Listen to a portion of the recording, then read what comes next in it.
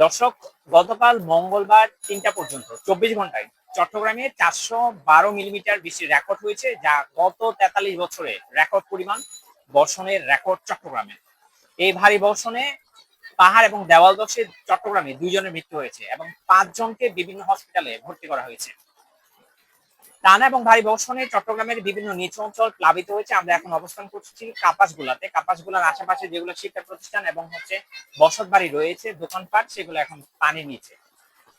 টানা বর্ষণে ভোগান্তিতে পড়েছে চট্টগ্রামের মানুষজন। যারা চাকরিজীবী মানুষ আছেন, তারা চাকরিতে যাওয়ার জন্য গাড়ি পাচ্ছেন না। গাড়ি পেলেও গাড়ি চলাচল ধীরগতি পানির কারণে, আবার তাদের ভাড়া গুনতে হচ্ছে কয়েক গুণ।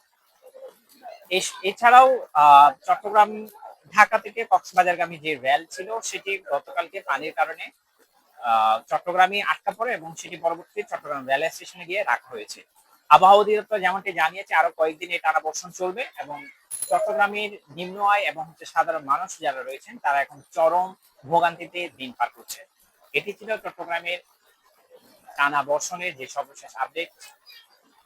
কাপাসগুলা থেকে মোহাম্মদ মাসুদ।